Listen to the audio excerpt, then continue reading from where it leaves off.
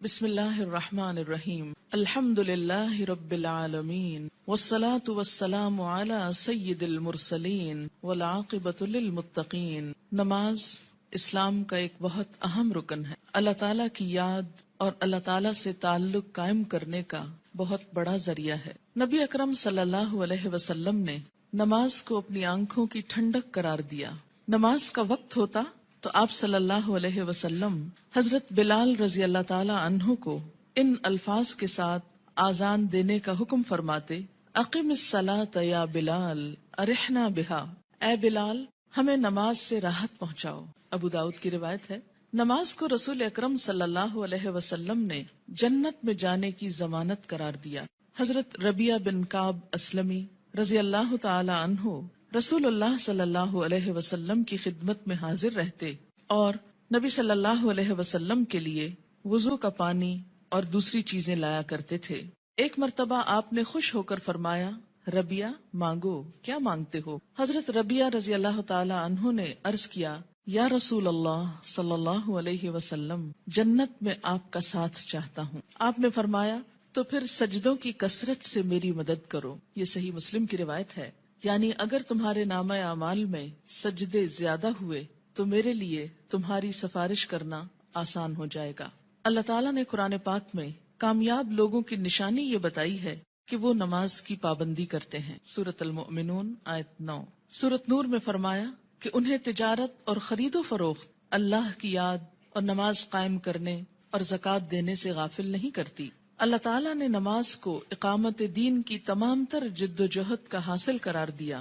ارشاد باری تعالیٰ ہے: اگر ہم انہیں زمین میں اقتدار بخشیں، یعنی مسلمان زمین میں عروج کو پہنچے، طاقتور ہوں، تو وہ نماز قائم کریں گے، یعنی لوگوں کو اللہ کے آگے جھکائیں گے، زکوٰۃ ادا کریں گے، نیکی کا حکم دیں گے اور برائی سے منع کریں گے۔ یہ ایک اسلامی حکومت کی بنیادی خصوصیات ہیں۔ تکلیف، دکھ اور رنج کے وقت مومن کا یہی سب سے بڑا سہارا ہے۔ ارشاد باری تعالیٰ ہے: اے لوگو جو ایمان لائے ہو، اللہ سے صبر اور نماز کے ساتھ مدد مانگو۔ حضرت ابراہیم علیہ السلام اللہ تعالیٰ کے حکم پر اپنے اہل و عیال کو بیت الحرام کے پاس بے آب و گیاہ جگہ پر لے آئے تو بارگاہ رب العزت میں یہ دعا کی کہ میرے رب مجھے اور میری اولاد کو نماز قائم کرنے والا بنا۔ حضرت اسماعیل علیہ السلام کے جن اوصاف کا ذکر قرآن پاک میں آتا ہے ان میں سے ایک یہ بھی ہے، وہ اپنے گھر والوں کو نماز اور زکوٰۃ کا حکم دیتے تھے۔ آپ صلی اللہ علیہ وسلم کو بھی اس بات کا حکم دیا گیا کہ آپ اپنے اہل و عیال کو نماز کا حکم دیں اور خود بھی اس کے پابند رہیں۔ قرآن کریم سے ہدایت حاصل کرنے والے خوش نصیب لوگوں کی اللہ تعالیٰ نے جو نشانیاں بتائی ہیں ان میں سے ایک نشانی یہ بھی ہے کہ وہ نماز قائم کرنے والے لوگ ہیں۔ ذالک الکتاب لا ریب فیہ ھدی للمتقین الذین یؤمنون بالغیب ویقیمون الصلاۃ۔ نماز میں غفلت، کاہلی اور سستی سے کام لینے کو اللہ تعالیٰ نے منافقین کی نشانی بتایا ہے کہ اذا قاموا الی الصلاۃ قاموا کسالی، کہ منافق جب نماز کے لیے اٹھتے ہیں تو سستی کے ساتھ اٹھتے ہیں۔ یراؤن الناس، محض لوگوں کو دکھانے کے لیے، ولا یذکرون اللہ الا قلیلا، اور اللہ کو بہت کم ہی یاد کرتے، یعنی ان کو نمازوں میں بھی خدا یاد نہیں آتا۔ سورۃ ماؤن میں اللہ تعالیٰ نے ان نمازیوں کے لیے ہلاکت اور تباہی بتائی جو نماز کے معاملے میں غفلت اور بے پرواہی سے کام لیتے ہیں۔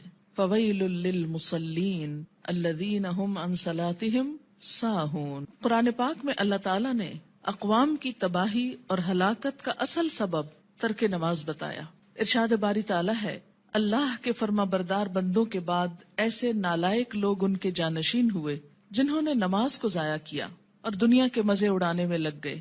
ایسے لوگ عنقریب گمراہی کے انجام سے دوچار ہوں گے، یعنی دنیا میں بھی اس کا نقصان اٹھائیں گے اور آخرت میں بھی خسارے میں مبتلا ہوں گے۔ قیامت کے روز جہنمیوں کا ایک گروہ جہنم میں جانے کا ایک سبب یہ بیان کرے گا کہ لم نک من المصلین، ہم نماز پڑھنے والوں میں سے نہ تھے۔ حالت امن ہو یا حالت خوف، گرمی ہو یا سردی، تندرستی ہو یا بیماری، حتیٰ کہ جہاد و قتال کے موقع پر عین میدان جنگ میں بھی یہ فرض ساقط نہیں ہوتا۔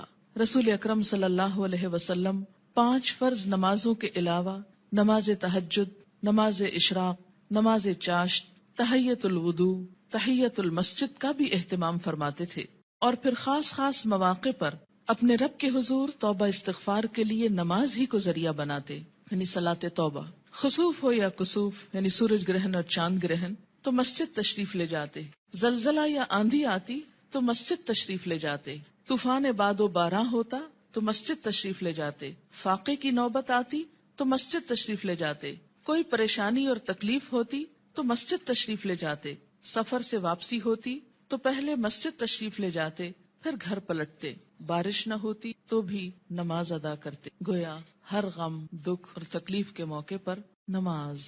آج ہم میں سے بہت سے لوگ طرح طرح کے وظائف کرنے کے لیے گھنٹوں خود کو وقف کرتے ہیں، لیکن 2 رکعت نماز ان پر بہت بھاری ہوتی ہے۔ حیات طیبہ کے آخری دنوں میں بیماری کی حالت میں بھی نبی صلی اللہ علیہ وسلم کو جس چیز کی سب سے زیادہ فکر تھی وہ نماز تھی۔ وفات مبارک سے چند یوم قبل تیز بخار کی وجہ سے آپ پر غنودگی کی حالت طاری تھی۔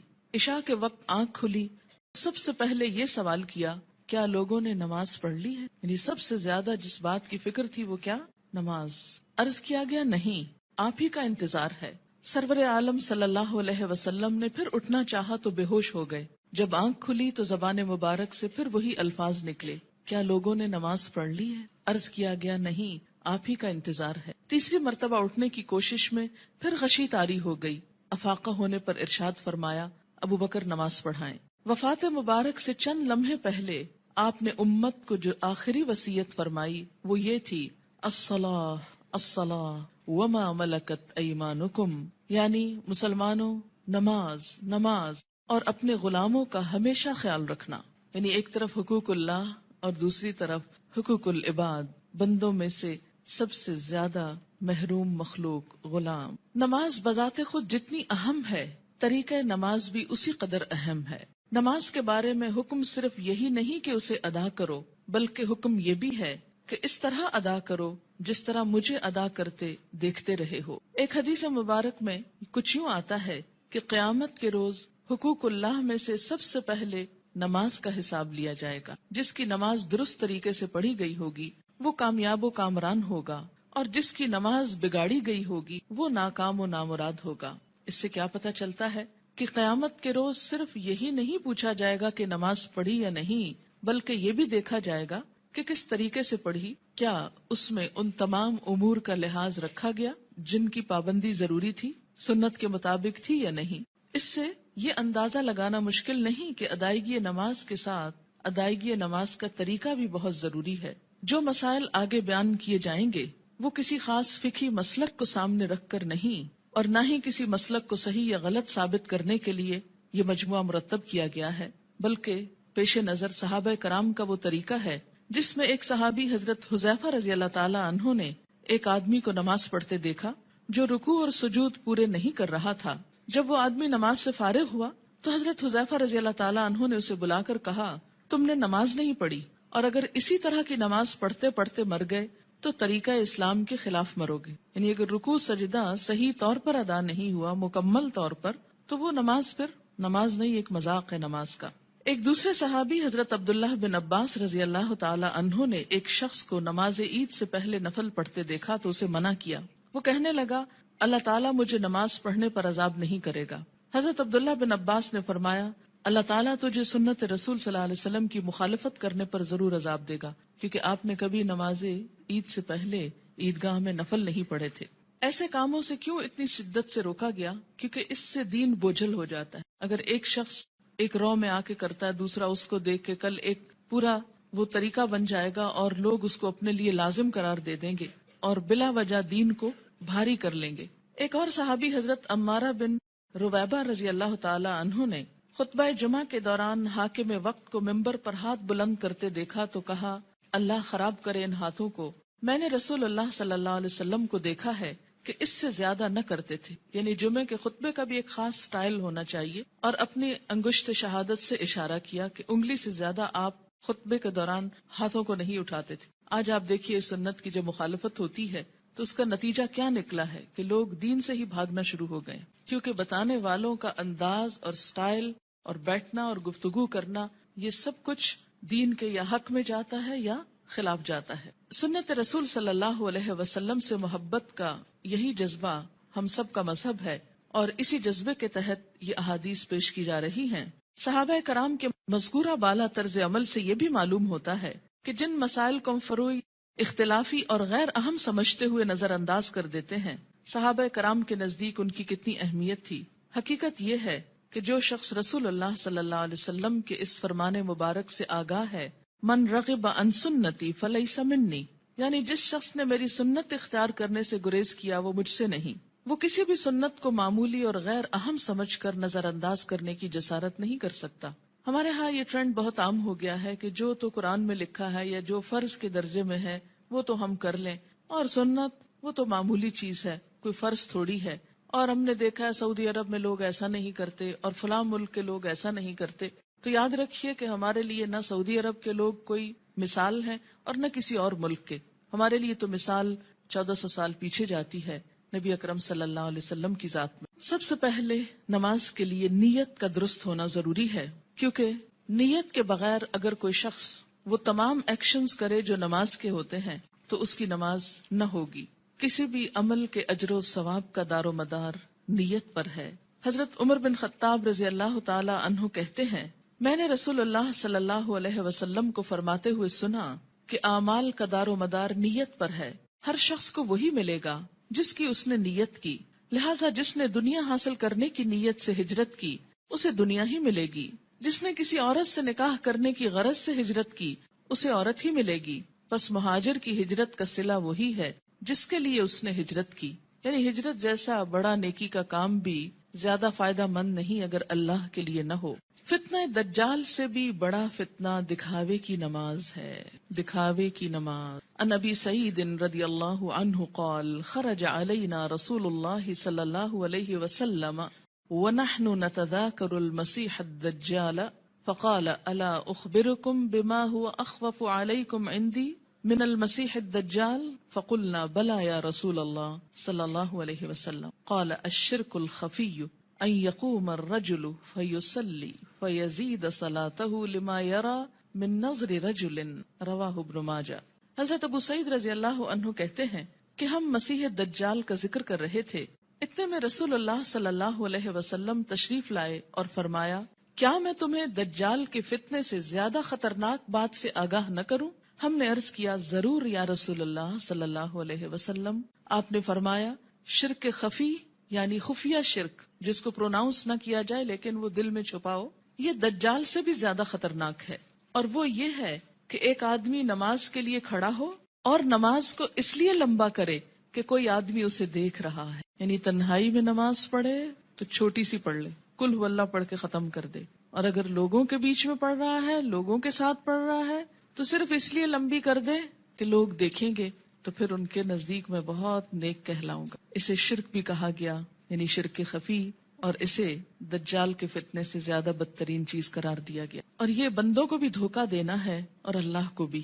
منافقین کی ایک صفت ہم نے قرآن پاک میں پڑھی تھی کہ یخادعون اللہ والذین آمنوا، یعنی اپنے ساتھ والوں کو دھوکہ دینے کی بات ہے نا، کہ وہ سمجھیں گے کہ میں اتنا اچھا نمازی جبکہ ہوں نہیں، تنہائی میں پڑھوں تو کچھ اور پڑھتا ہوں۔ وما یخدعون الا انفسهم، ایسے لوگ محض اپنے آپ ہی کو دھوکہ دیتے۔ تو جیسی ہم اکیلے میں پڑھتے ہیں ویسی اگر سب کے سامنے پڑھ لیں گے تو کوئی ہم کو نہیں مارے گا، ہو سکتا ہے کوئی نوٹس بھی نہ کر رہا ہو ہم کیا کر رہے ہیں، کسی کو اتنی فرصت کہاں کہ وہ سب اپنے کام چھوڑ کے صرف یہ دیکھے کہ اس کی نماز کتنی لمبی اور چھوٹی۔ یہ محض شیطان کا خیال ہوتا ہے جو ہمارے نیک عمل کو بھی برباد کر دیتا ہے۔ دکھاوے کی نماز شرک ہے۔ ان شداد ابن اوس رضی اللہ عنہ قال سمعت رسول اللہ صلی اللہ علیہ وسلم یقول من صلى يرائي فقد اشرك ومن صام يرائي فقد اشرك ومن تصدق يرائي فقد اشرك رواہ احمد۔ حضرت شداد بن اوس رضی اللہ عنہ کہتے ہیں، میں نے رسول اللہ صلی اللہ علیہ وسلم کو فرماتے ہوئے سنا ہے، جس نے دکھاوے کی نماز پڑھی اس نے شرک کیا، جس نے دکھاوے کا روزہ رکھا اس نے شرک کیا، جس نے دکھاوے کا صدقہ کیا اس نے شرک کیا۔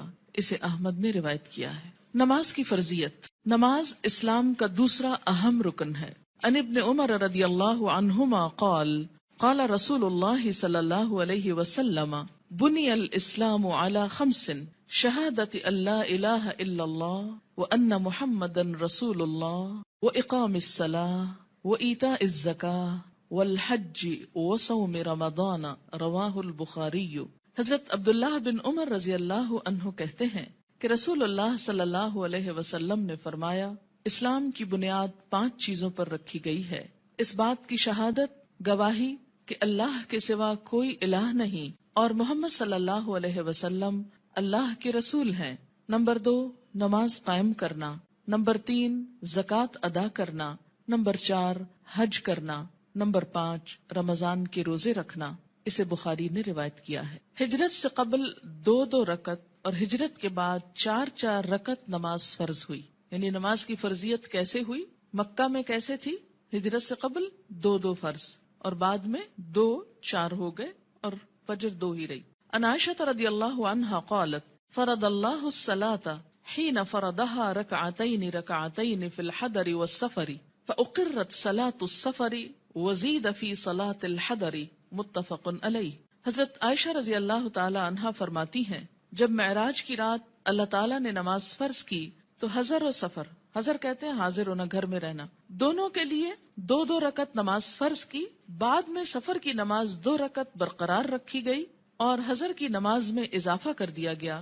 اسے بخاری اور مسلم نے روایت کیا ہے۔ نماز کی فضیلت، روزانہ باقاعدگی سے 5 نمازیں ادا کرنے سے تمام صغیرہ گناہ معاف ہو جاتے ہیں۔ ان ابی ہریرہ رضی اللہ عنہ قال قال رسول اللہ صلی اللہ علیہ وسلم ارأیتم لو ان نہرا بباب احدکم یغتسل فیہ کل یوم 5 ما تقول ذلك یبقی من درنہ قالوا لا یبقی من درنہ شیئا قال فذلك مثل الصلوات ال5 یمحو اللہ بها الخطایا متفق علیہ۔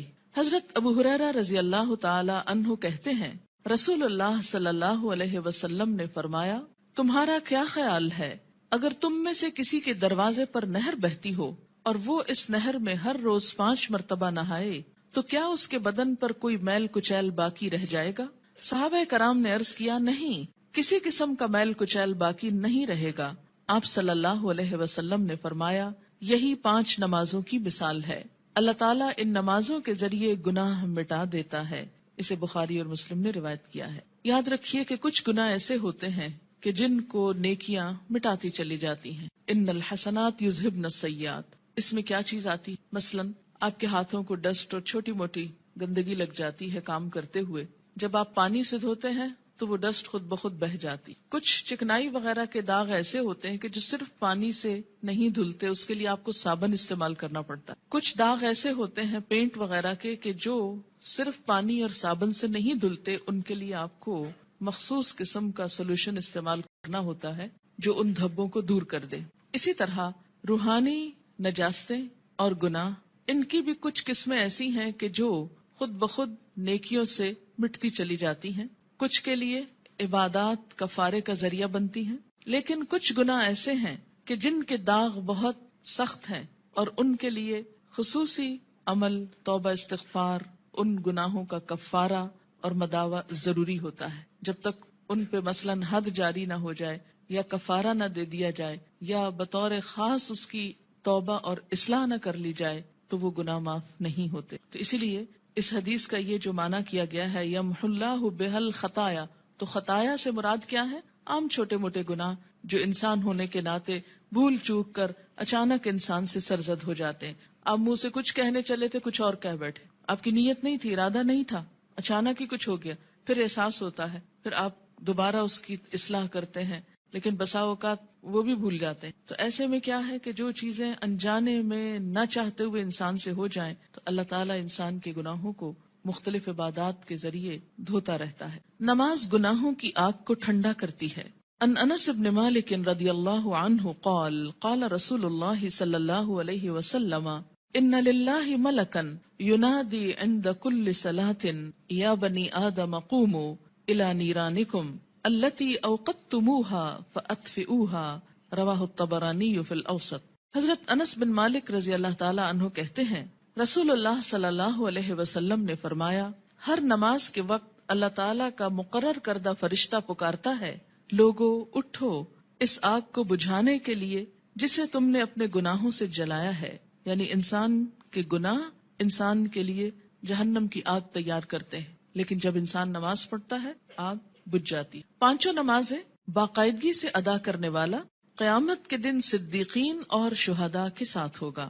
ان عمر بن مرۃ الجہنی رضی اللہ عنہ قال جاء رجل الى النبي صلی اللہ علیہ وسلم فقال یا رسول اللہ ارأيت ان شهدت ان لا الہ الا اللہ وانك رسول اللہ وصلیت الصلوات الخمس وادیت الزکاة وصمت رمضان وقمته فممن انا قال من الصدیقین والشہداء رواہ ابن حبان۔ حضرت عمر بن مرہ جہنی رضی اللہ تعالی عنہ کہتے ہیں کہ ایک آدمی نبی اکرم صلی اللہ علیہ وسلم کی خدمت میں حاضر ہوا اور عرض کیا یا رسول اللہ بتائیے اگر میں گواہی دوں کہ اللہ کے سوا کوئی الہ نہیں، آپ اللہ کے رسول ہیں، اور 5 نمازیں ادا کروں، زکوٰۃ دوں، رمضان کے روزے رکھوں اور رمضان میں قیام بھی کروں یعنی تراویح بھی پڑھوں، تو میرا شمار کن لوگوں میں ہوگا؟ آپ صلی اللہ علیہ وسلم نے ارشاد فرمایا صدیقین اور شہداء میں۔ اسے ابن حبان نے روایت کیا ہے، یعنی فرائض کا پورا کرنے والا بلند درجے رکھتا ہے، الا یہ کہ وہ بندوں کے حقوق میں ایسی کمی کرے کہ جس سے اس کے فرائض کا اجر بھی ختم ہو جائے۔ رات کی تاریکی میں مسجد میں آنے والے نمازیوں کے لیے قیامت کے دن مکمل نور کی خوشخبری ہے۔ ان بریدہ رضی اللہ عنہ ان النبی صلی اللہ علیہ وسلم قال بشر المشائین فی الظلم الى المساجد بالنور التام یوم القیامہ رواہ ابو داود والترمذی۔ حضرت بریدہ رضی اللہ تعالی عنہ روایت کرتے ہیں کہ نبی اکرم صلی اللہ علیہ وسلم نے فرمایا اندھیرے میں مسجدوں کی طرف چل کر جانے والوں کو قیامت کے دن مکمل روشنی کی خوشخبری دے دو۔ یہ تو آپ سب جانتے ہیں نا کہ حشر کے میدان میں بہت اندھیرا ہوگا، لیکن کچھ لوگوں کے پاس نور ہوگا، کچھ کے پاس ہوگا پھر چھین لیا جائے گا منافقوں سے۔ اور یہ نور کون سا نور ہوگا؟ انسان کے اپنے اعمال کا، اور اس نور کو بڑھانے والی چیز نماز ہے، اور خصوصاً رات کے اندھیرے میں مسجد جانے والوں کے لیے خوشخبری ہے۔ عورتوں کے لیے گھر میں ہی یہ نماز پڑھنے کا اجر ہے، اور اگر وہ مسجد نہیں بھی جا پاتی تو انشاءاللہ پابندی سے نماز ادا کرنے کی صورت میں وہ اس اجر سے محروم نہیں رہیں گی۔ نور کی وہ دعا بھی سکھائی گئی نا کہ ربنا اتمم لنا نورنا، اللہ ہمارا نور ہم پہ مکمل کر دے، کہ حشر کے میدان میں یہ دعا مانگیں گے اہل ایمان اس پریشانی سے کہ کہیں ان کا نور ان سے چھین نہ لیا جائے۔ مسجد میں آنے والے نمازی اللہ کے ملاقاتی ہیں جن کی اللہ تعالیٰ عزت فرماتا ہے۔ وَأَن سلمان رضی اللہ عنہ ان النبی صلی اللہ علیہ وسلم قال من تودأ فی بیتہ فاحسن الوضوء ثم اتى المسجد فهو زائر اللہ وحق علی المزور ان یکرم الزائر رواہ الطبرانی۔ حضرت سلمان رضی اللہ تعالی عنہ سے روایت ہے کہ نبی اکرم صلی اللہ علیہ وسلم نے فرمایا جس نے اپنے گھر میں اچھی طرح وضو کیا اور پھر مسجد میں آیا وہ اللہ کا ملاقاتی ہے، اور میزبان کے لیے ضروری ہے کہ وہ اپنے ملاقاتی کی عزت کرے۔ قیامت کے دن ایسے لوگوں کو عزت کے ساتھ جنت میں رکھا جائے گا، عزت کا لباس پہنایا جائے گا اور عزت کا مقام دیا جائے گا۔ وَلَهُمْ أَجْرٌ کریم کی جو بات آتی ہے، کریم عزت والا۔ نماز کی اہمیت۔ بے نماز کا انجام قارون، فرعون، حامان اور ابی بن خلف کے ساتھ ہوگا۔ ان عبداللہ بن عمرو بن العاص رضی اللہ عنہما ان النبی صلی اللہ علیہ وسلم انه ذکر الصلاة یوما فقال من حافظ علیہا كانت له نورا وبرهانا ونجاة يوم القيامة ومن لم يحافظ عليها لم يكن له نورا ولا برهانا ولا نجاة وكان يوم القيامة مع قارون وهامان وفرعون وأبي بن خلف رواه ابن حبان۔ حضرت عبداللہ بن عمرو بن العاص رضی اللہ تعالی عنہ کہتے ہیں کہ نبی اکرم صلی اللہ علیہ وسلم نے ایک دن نماز کا ذکر کرتے ہوئے فرمایا جس شخص نے نماز کی حفاظت کی اس کے لیے نماز قیامت کے روز نور، برہان اور نجات کا سبب ہوگی، اور جس نے نماز کی حفاظت نہ کی اس کے لیے نہ نور ہوگا، نہ برہان، نہ نجات۔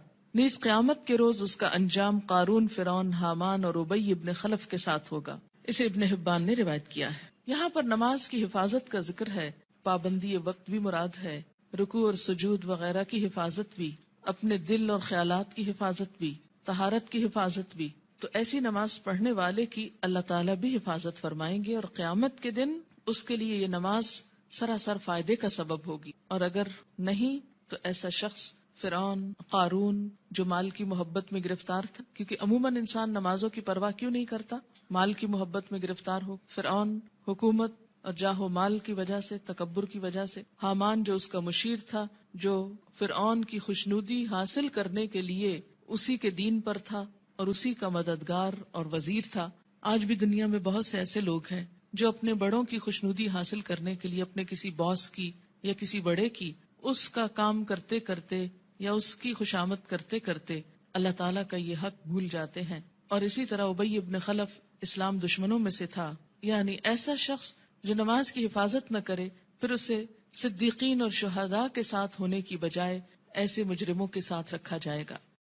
اسلام اور کفر کے درمیان حد فاصل نماز ہے. عن جابر رضی اللہ عنہ قال قال رسول اللہ صلی اللہ علیہ وسلم بین الرجل و بین الشرک والکفر ترک الصلاۃ، رواہ مسلم. حضرت جابر رضی اللہ عنہ سے روایت ہے کہ رسول اللہ صلی اللہ علیہ وسلم نے فرمایا، آدمی اور شرک یا کفر کے درمیان حد فاصل ترک نماز ہے، یعنی نماز کا پڑھنا یا چھوڑنا اس کو ایک طرف یا دوسری طرف لے آتا ہے.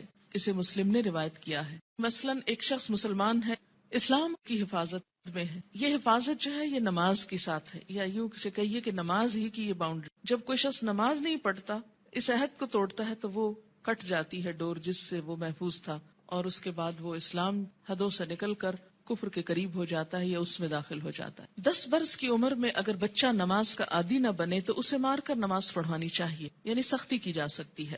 عن عمرو بن شعیب عن ابیہ عن جدہ رضی اللہ عنہما قال قال رسول اللہ صلی اللہ علیہ وسلم مروا اولادکم بالصلاة وهم ابناء 7 سنین واضربوهم علیہا وهم ابناء 10 سنین وفرقوا بینہم فی المضاجع، رواہ ابو داود. حضرت عمرو اپنے باپ شعیب سے اور شعیب اپنے دادا عبداللہ بن عمرو بن عاص سے روایت کرتے ہیں کہ رسول اللہ صلی اللہ علیہ وسلم نے فرمایا، جب تمہارے بچے 7 برس کے ہو جائیں تو انہیں نماز پڑھنے کا حکم دو. جب 10 برس کے ہو جائیں اور نماز باقاعدگی سے نہ پڑھیں تو نماز پڑھانے کے لیے انہیں مارو.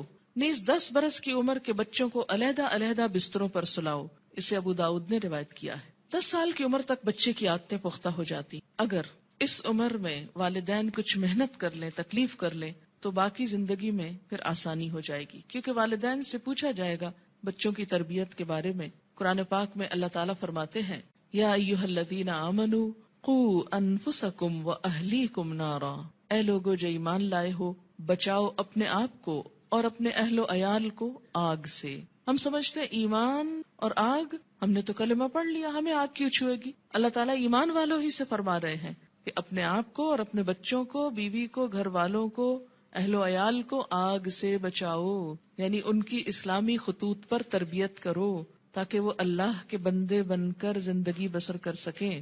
اگر کوئی شخص اس سلسلے میں کوتاہی کرتا ہے تو اس سے پوچھ ہوگی. بہرحال یہاں 7 برس کی عمر سے نماز کی ابتدا کا حکم ہے. اس سے پہلے بچوں کو تکلیف نہیں دینی چاہیے. اگر خود شوق سے کچھ کرتے ہیں، مثلاً ماں نماز پڑھی، ساتھ آ کے سجدے کرتے ہیں، بیٹھ جاتے ہیں تو ٹھیک ہے، لیکن 7 سال سے پہلے انہیں تکلیف نہیں دینی چاہیے. اس میں ضرور کوئی حکمت ہوگی کہ 7 سال ہی، کیونکہ اس وقت تک بچہ اپنے کام بہت سے خود کرنے کا عادی ہو جاتا ہے، اہل ہو جاتا ہے. 7 سال کے کم عمر بچے کو مثلاً 6 سال میں آپ کو ہاتھ بھی دھلانے ہیں، آپ کو منہ بھی دھلانا ہے، تو ماؤں کے لیے ایک بہت تکلیف ہو جاتی. لیکن عام طور پر 7 سال کا بچہ اپنے یہ کام خود کو واش کر سکتا ہے، خود کو صاف کر سکتا ہے، نہا سکتا ہے، وضو کر سکتا ہے. تو 7 سال کی عمر میں ابتدا کی جائے اور 3 سال تک نرمی سے اسے نماز کا عادی بنایا جائے. جب 10 سال کا ہو جائے تو پابندی شروع کرا دی جائے، اور اب اگر پابندی نہ کرے تو سختی کی جائے. لیکن انشاءاللہ جو 7 سال سے ابتدا کرا دے گا اس کو 10 سال میں سختی کی ضرورت نہیں رہے گی، اور اس میں آپ پھر تدریج سے کام لے سکتے ہیں.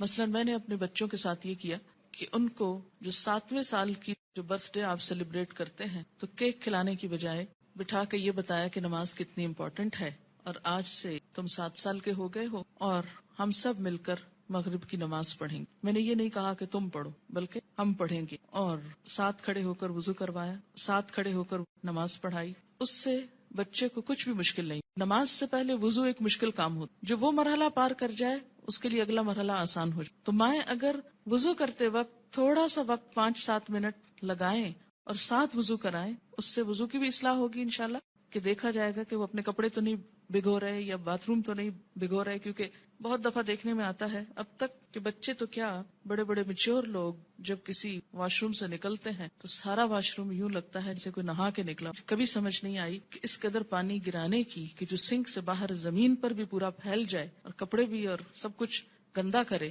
اس کی آخر کیا وجہ ہے اور اس کی ضرورت کیا ہے؟ جب ہم وضو کرتے ہیں تو نہاتے تو نہیں ہیں، لیکن منظر باتھ روم میں نہانے کا ہی نظر آتا ہے. خیر، اب دیکھیں کہ بچوں کو جب وضو کرائیں تو اس وقت بھی انہیں بتائیں کہ پانی بہت نہیں استعمال کرنا اور کس طریقے سے وہ کریں گے. انشاءاللہ اس کا طریقہ آگے پورا آئے گا، آپ اپنا سب چیک کر لیجئے، بچوں کا بھی کر لیجئے. پھر اس کے بعد یہ کہ ساتھ کھڑا کر کے نماز پڑھ، کیونکہ تنہا نماز پڑھنے میں کوتاہی ہوتی ہے، مشکل لگتی ہے. جب ساتھ ماں ہوتی ہے تو بچے کو بہت ڈھارس ہوتی اور آسانی سے نماز پڑھ لیتے. 1 آدھ مہینہ آپ صرف ایک ہی نماز پڑھائیں، پھر اس کے بعد عصر کی ساتھ شروع کر لیں، پھر ظہر کی کر لیں. ظہر میں اگر صرف فرض بھی پڑھ لیں تو کافی، پھر اسی طرح عشاء پر لے آئیں، پھر فجر پر.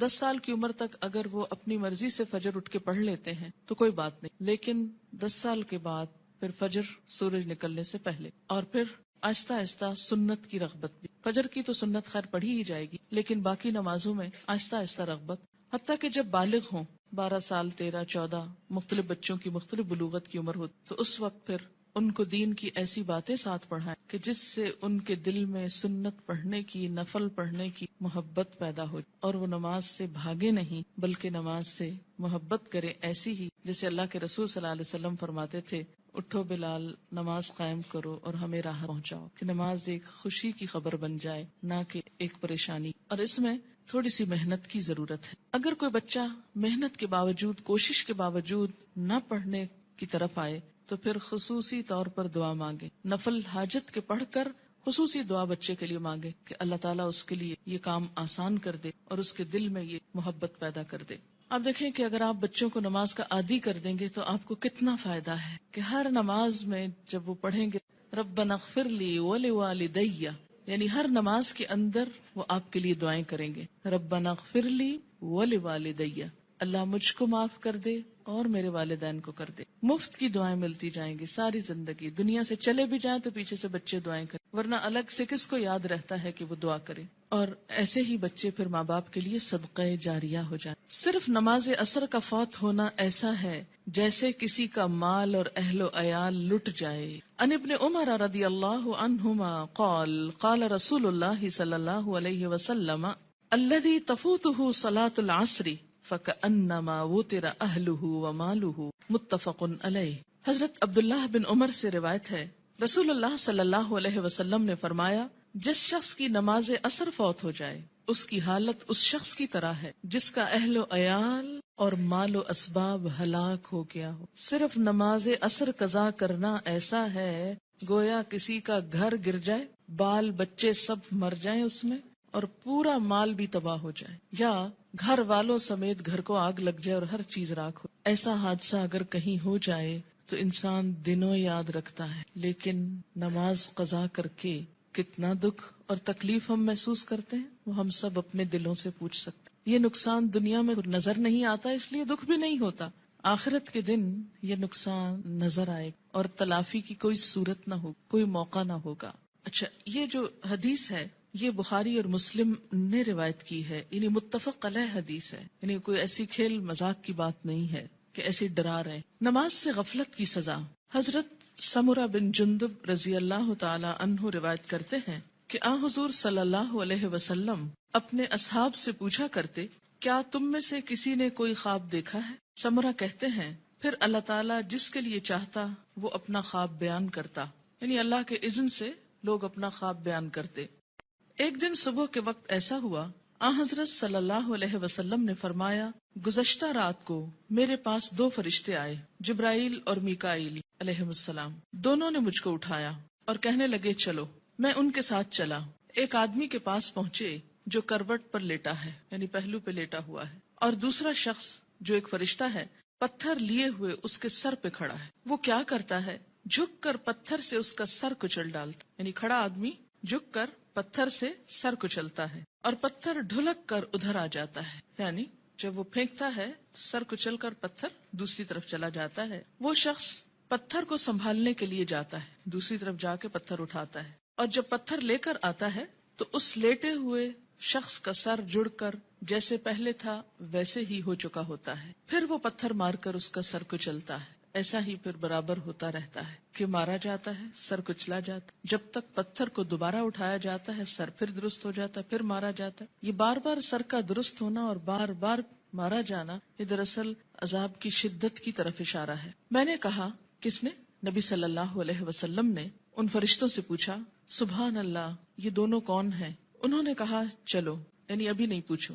ہم پھر چل پڑے اور ایک شخص پر پہنچے جو سیدھا لیٹا ہوا ہے، چت لیٹا ہوا، اور اس کے پاس ایک اور شخص لوہے کی سنی لیے ہوئے کھڑا ہے، یعنی لوہے کا ایک ہیمر سا۔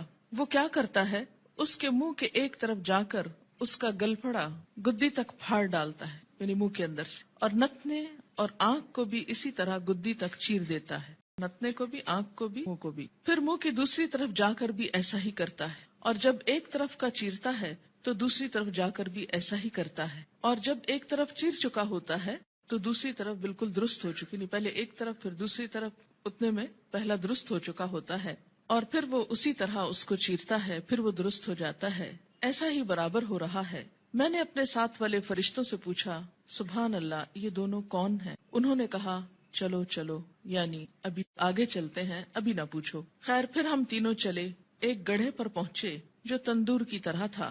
سمرہ بن جندب رضی اللہ تعالی عنہ کہتے ہیں، میں سمجھتا ہوں کہ حضور صلی اللہ علیہ وسلم نے یہ بھی فرمایا، اس تندور میں غل اور شور ہو رہا تھا۔ ہم نے جو جھانک کر دیکھا تو اس میں مرد اور عورتیں ہیں، لیکن سب ننگے، اور جب ان کے نیچے سے آگ کی لپٹ ان پر آتی ہے تو چلاتے ہیں۔ میں نے اپنے ساتھ والے فرشتوں سے پوچھا، یہ کون لوگ ہیں؟ انہوں نے کہا، چلو، یعنی ابھی آگے چلتے۔ خیر، پھر ہم تینوں چلے اور ایک ندی پر پہنچے۔ سمرہ کہتے ہیں، میں سمجھتا ہوں کہ حضرت صلی اللہ علیہ وسلم نے فرمایا، اس کا پانی، ندی کا پانی، خون کی طرح سرخ تھا، اور ایک شخص اس ندی میں تیر رہا تھا۔ ندی کے کنارے ایک اور شخص کھڑا تھا جس نے اپنے سامنے بہت سے پتھر اکٹھے کر رکھے تھے۔ یہ شخص جو ندی میں تیر رہا تھا، تیرتے تیرتے اس کنارے والے شخص کے پاس آتا اور اپنا منہ کھول دیتا۔ وہ اس کے منہ میں ایک پتھر دے دیتا، پھر ندی میں چل دیتا، پھر لوٹ کر آتا تو کنارے والا شخص ایک اور پتھر اس کے منہ میں دے دیتا۔ غرض جب وہ لوٹ کر آتا یہی ہوتا۔ میں نے اپنے ساتھ والے فرشتوں سے پوچھا، یہ دونوں کون ہیں؟ انہوں نے کہا، چلو چلو چلو، چلتے ہیں۔ خیر، پھر ہم تینوں چلتے چلتے ایک نہایت بدصورت بد شکل مرد کے پاس پہنچے، بہت ہی بدصورت جو تم نے کبھی بھی دیکھا ہو۔ وہ کیا کر رہا تھا؟ آگ سلگا رہا تھا اور اس کے گرد دوڑ رہا تھا۔ میں نے اپنے ساتھ والے فرشتوں سے پوچھا، یہ کون ہے؟ انہوں نے کہا، چلو چلتے ہیں۔ پھر ہم تینوں چلے، چلتے چلتے ایک بہت گھنے سبز باغیچے پر پہنچے۔ اس میں ہمہ قسم کے پھول تھے، یعنی ہر طرح کے پھول تھے۔ اس کے بیچوں بیچ ایک لمبے قد کا آدمی تھا، اتنا لمبا کہ مجھ کو اس کا سر دیکھنا مشکل ہو گیا، اور اس کے گرد بہت سے لڑکے جمع ہیں۔ اتنے لڑکے میں نے کبھی نہیں دیکھے۔ میں نے اپنے ساتھ والے فرشتوں سے پوچھا، یہ لمبا شخص کون ہے اور یہ لڑکے کون ہیں؟ انہوں نے کہا، چلو چلتے ہیں، ابھی نہ پوچھو۔ خیر، پھر ہم تینوں چلے اور ایک بڑے باغ پر پہنچے۔ ایسا بڑا باغ اور عمدہ باغ میں نے کبھی نہیں دیکھا۔ میرے ساتھ والے فرشتوں نے مجھ سے کہا، اس باغ میں ایک درخت تھا، اس پر چڑھ جا۔ ہم تینوں اس پہ چڑھ گئے اور جاتے جاتے ایک شہر پر پہنچے جو سونے چاندی کی اینٹوں سے بنایا گیا تھا۔ ہم نے اس شہر کے دروازے پر آ کر دروازے کو کھلوایا، دروازہ کھولا گیا، ہم اس کے اندر گئے۔ وہاں ہم کو ایسے آدمی ملے کہ ان کا آدھا دھڑ تو نہایت خوبصورت، بہت ہی خوبصورت جو کبھی تم نے دیکھا ہو، اور آدھا بدصورت۔ میرے ساتھ والے فرشتوں نے ان سے کہا، جاؤ اس ندی میں گر پڑو، غوطہ لگاؤ۔ وہاں ایک اور ندی دکھائی دی جو چوڑائی میں بہ رہی تھی، اس کا پانی دودھ کی طرح سفید تھا۔ غرض یہ آدمی اس ندی میں کود پڑے، پھر جو لوٹ کر ہمارے پاس آئے تو ان کی بدصورتی جاتی رہی، ان کا پورا جسم خوبصورت ہو گیا۔ اب میرے ساتھ والے فرشتے کہنے لگے، یہ شہر جنت العدن ہے، قرآن پاک میں آتا نا، جنات عدن، ہمیشہ رہنے والا باغ، ایور گرین، اور یہی تمہارا مقام ہے۔ میری آنکھ جو اوپر اٹھی تو کیا دیکھتا ہوں، ایک محل ہے سفید ابر کی طرح، یعنی بادل کی طرح۔ ان فرشتوں نے کہا، یہ تمہارا گھر ہے۔ میں نے کہا، اللہ تم کو برکت دے، مجھ کو چھوڑو، میں اپنے گھر میں جاؤں۔ انہوں نے کہا، نہیں، ابھی تم اس گھر میں نہیں جا سکتے، لیکن بعد میں تم اس میں داخل ہوگے۔ میں نے کہا، اچھا خیر۔ اس رات کو میں نے جو عجیب عجیب باتیں دیکھی تو ان کی حقیقت بیان کرو۔ انہوں نے کہا، ہاں، اب ہم تم سے ان کی حقیقت بیان کرتے ہیں۔ پہلا شخص جو تم نے دیکھا جس کا سر پتھر سے کچلا جا رہا تھا، یہ وہ شخص ہے جس نے قرآن سیکھ کر اس کو چھوڑ دیا تھا۔ فرض نماز کا وقت قضا ہو جاتا اور وہ سویا رہتا۔ یعنی ایک ہی شخص کے دو عیب تھے۔ نمبر ایک، قرآن سیکھ کر اس کو چھوڑ دیا، یعنی پھر ویسا ہی ہو گیا جیسے اس نے کبھی اس کو پڑھا ہی نہ تھا۔